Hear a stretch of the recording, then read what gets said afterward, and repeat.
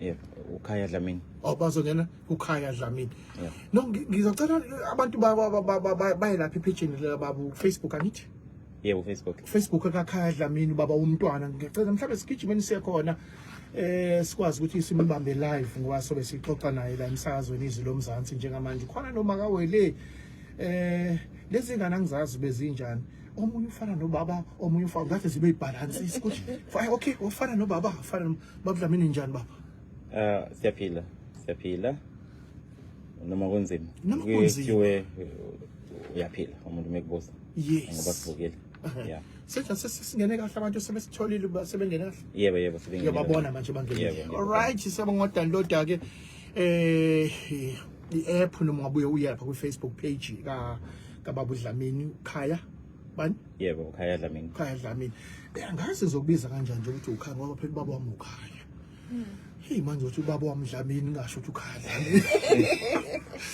Dlamini Mam Dlamini njani ma? Siyaphila baba njani? Nasikhona asibonge kunihlonipha ngiyazi ukuthi kunzima. Kunzima owele.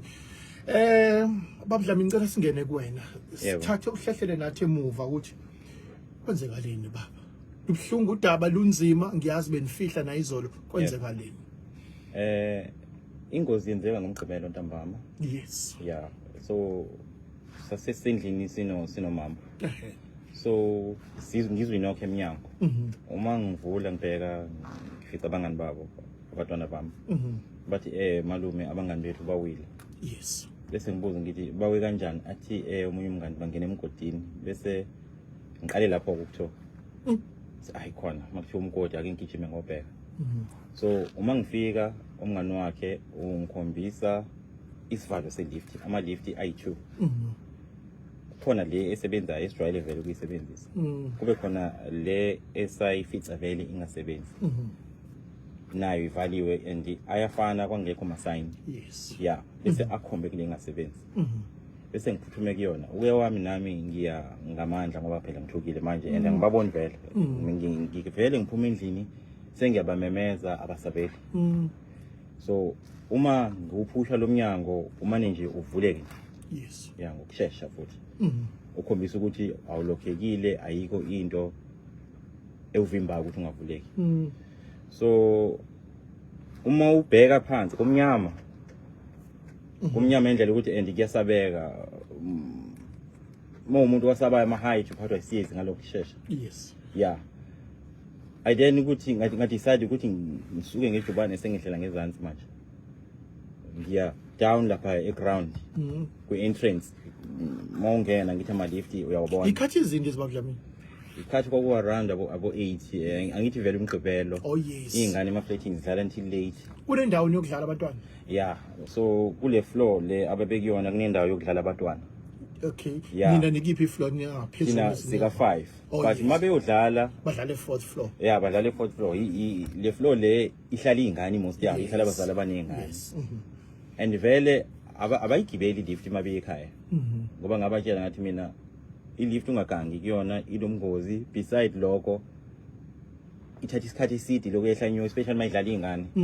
So kanti khona abantu abadala abayidingayo phasi. Yes. So ukuhamba nje and kulula. Yeah. So uma ngifika lapha phansi eground ngifica bese ukuthi iminyango ngithi imile kanje.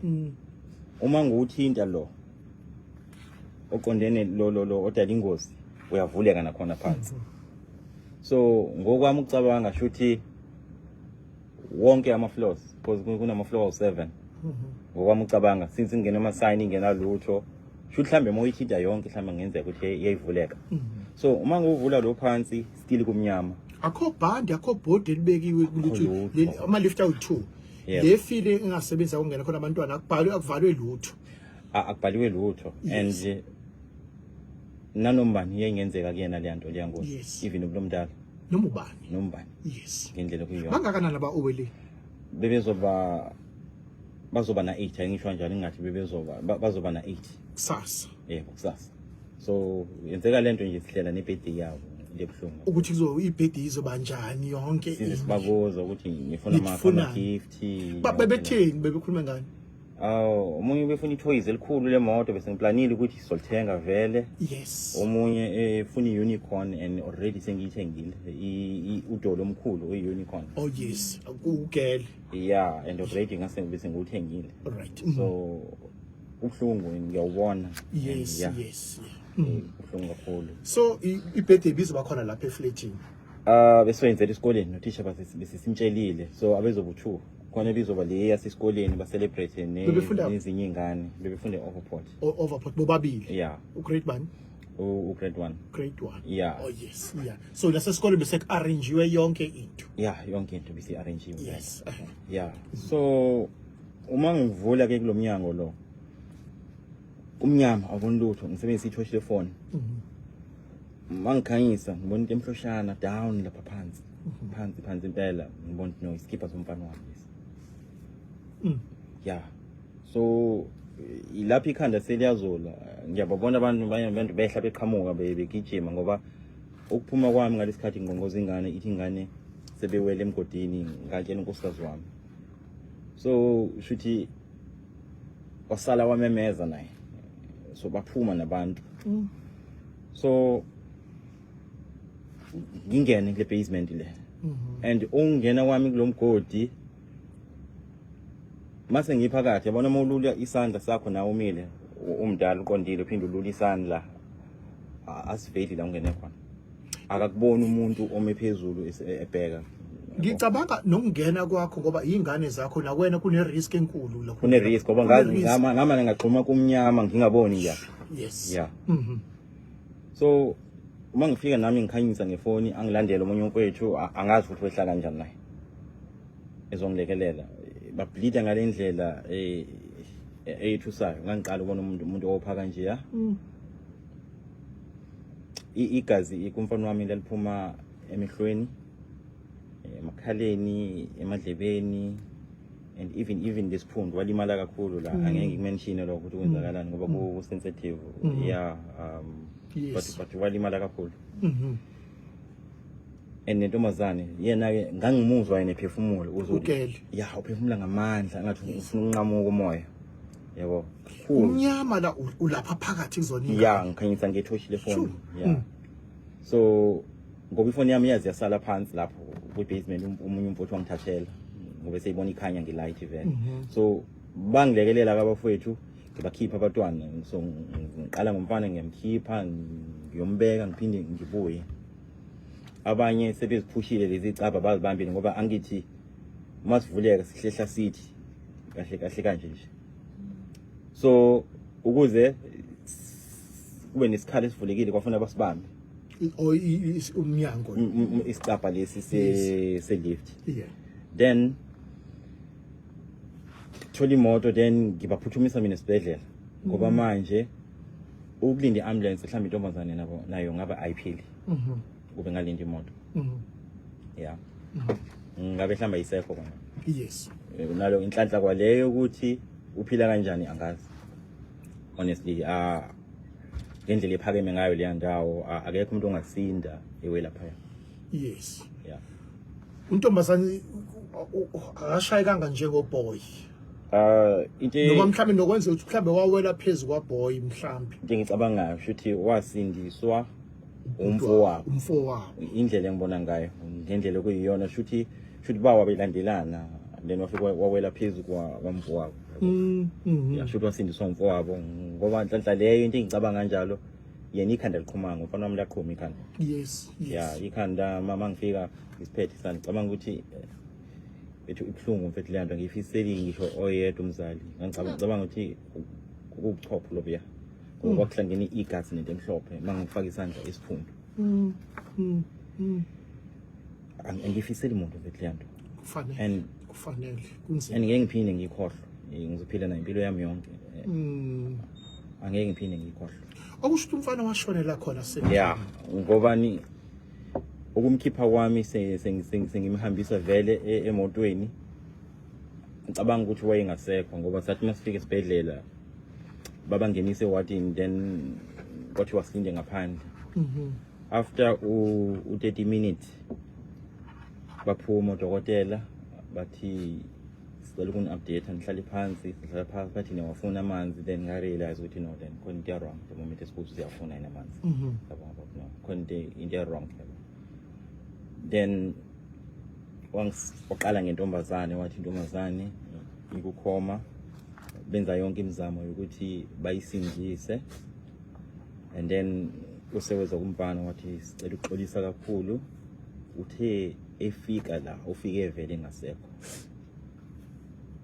xhumile imshini nathi sizama ukuthi mhlambe sibuyise ipulse samphampa simfaka umoya kodwa cha sibonile ukuthi akasekho ngalesikhathi esifika yeah umfana usefihliwe umfana yeah besimfihla na izolo umfana wami yes kuphi ekhaya eHawiki yeah ntombazana unjani ugedla sakukhoma usuku lwesi9 namhlanje kukhoma yeah akakaphaphami solokwenzeka ingozi usenze ama operations awu2 abe successful yeah abe successful yeah yes yeah but udokotela unenkinga encane like ama complications ngophefumula so bebenze operation lesibili bizofaka ipipe lemqaleni lokuthi akwazi ukubreathe kahle aphefumula ukusho lokho mhlambe ngokuthemba lithi ukuthi uNkulunkulu khona umusa azawenza ngasebencono untombazana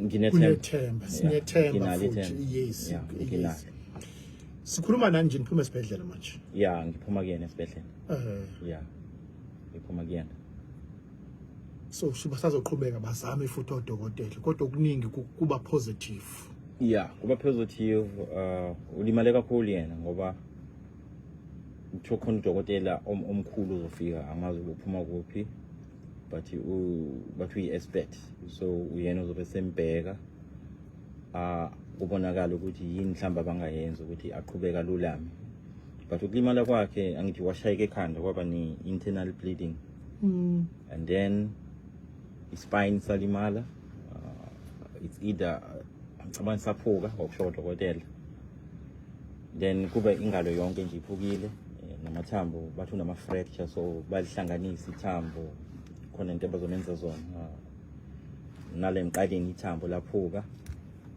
and nomlenze wathinteka laphezulu ngasesinqeni yes ithangeni yeah usamthemba uNkulunkulu babudlamini ukuthi uzowenza yeah umusa ingane zakho labantwana adini nabo kuphela yeah besibusiswe ngabo benibusise ngabo labantwana kule ndawo bese nihlala isikhathi esinganani kuyona besina 3 months sifikile khona sasuke eDaventport ngisimo sokuthi sasibona i-transport kukude Devonport Center yeah imoto sinayo so umama emsebenzini ama-taxi amaningi like ala etown aphelela etown so mawukuthi useDaventport uzomela ukuthi urequest emosudilika and sometimes uphume late kunkinga lokho yeah so nasenimuvela eThekwini yeah ku central sithi senze i-access emotweni yonke into esheshe yeah yes kanti ke sekuzo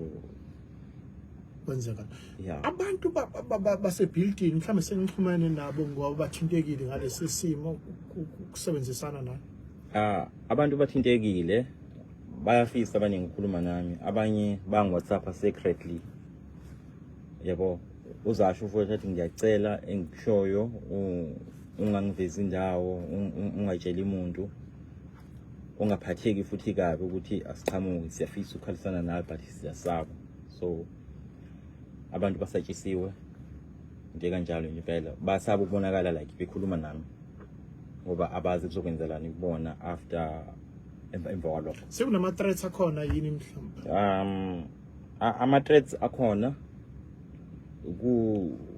uHomi usukhiphe ama undercover agent like ufika nje umuntu eswenke kanje wena uyitshela ukuthi mhlawumbe i-tenant so angeke wazi uhamba around la kuma passage yonke lento and kanti should kugadwa abantu ukuthi bakhuluma nobani especially mina understand bakudlamini ngoba ulimalelwe yingane wena yeah mina ngumnini webhilidi mhlambe kufanele ngithi reach out kuwena yeah ngibheke ukuthi kuhamba kanjani kwenzeke njani sixoxisane sibonisane ngikulekelele ukuthi kwenzeke kanjani yonke into sikwazi akukhona ukusebenzisana okunjalo why kuze ungene yeah lokho azange bakwenze and okubuhlungu kakhulu abafika ngisho lapha esibhedlela wakulimela ingane. So omunye umuntu esihlalisana naye ngaphakathi la eflatini ohlala khona uyangitshela ukuthi no, ngosuku lwengozi bafika bathi bazobona ama lift, bazobona ingozi.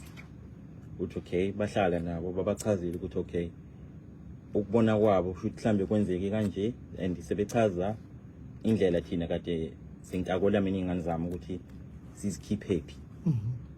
Lo mfowethu lona uyasho ukuthi wathi nina njengabaphathi be-flat, wena njenge-manager, khona omunye uyi-manager oyifikile, ungakwazi yini ukuthi sihambe sobona umzali esibhedlela, sibone abazali ngoba ingane zilimele? Bathi wathi no, sisabhizi la, lokho kuzogcinwa ngakho. So umfowethu lo yena wafika esibhedlela ehamba nabanye abayi-2 bezosibona. Umuphi lo oyi-manager?